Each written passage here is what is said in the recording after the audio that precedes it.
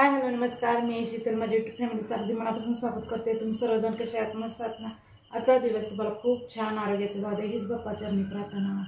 सर्वांना शुभ सकाळ. आज आहे वटपौर्णिमा. महिलांना वटपौर्णिमाच्या भरपूर साऱ्या शुभेच्छा. पाणी गरम झालेलं आहे, मी डाळ तयार घालते. चला, मी पोळ्या करणार आहे. डाळ मी आधी शिजवून घेतलेली आहे. इथं मी कुकर लावलं, पीठ म्हणून तेल घेते. पाणी भरत भरत माझ्या पोळ्याचा स्वयंपाक चालू आहे.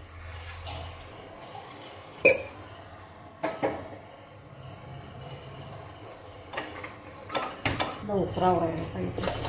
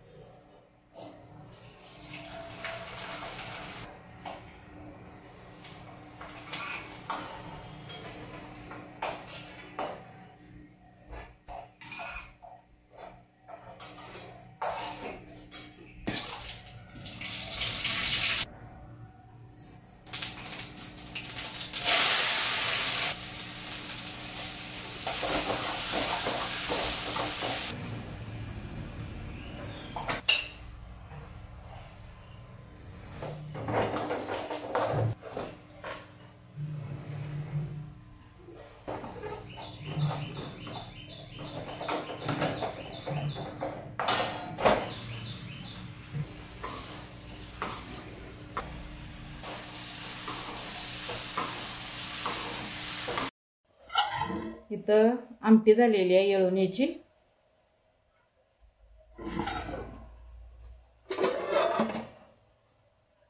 इथं बटाट्याची भाजी झालेली आहे. आमटी भाजी होसपर्यंत माझी बाकीची कामं होसपर्यंत पीठ चांगलं मुरलेलं आहे. पुरण पण चांगलं झालेलं आहे, गार पण झाले. आता हे पीठ आणि परत जरा मळून घेते.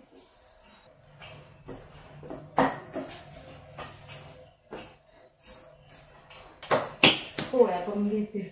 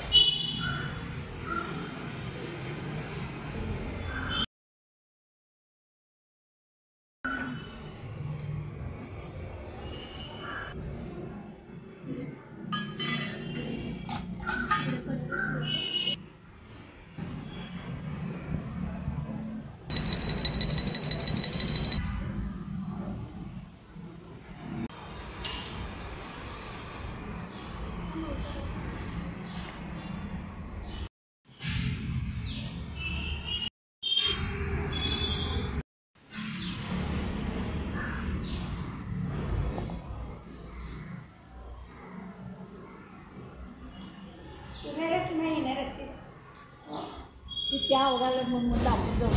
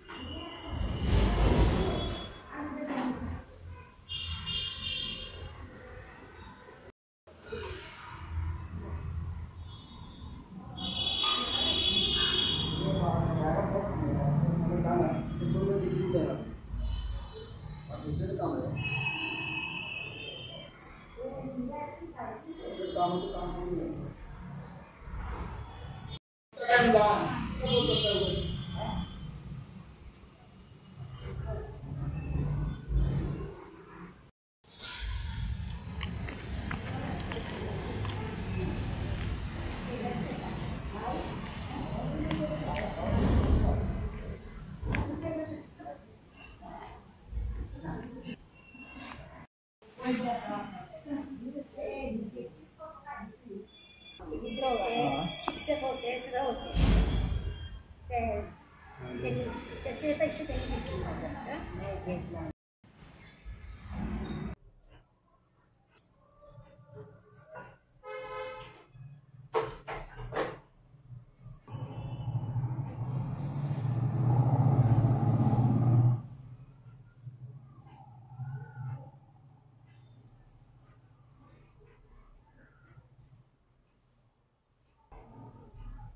खूप छान पूजा झालेली आहे, निवांत पूजा झालेली आहे. गर्दी अजिबात नव्हती.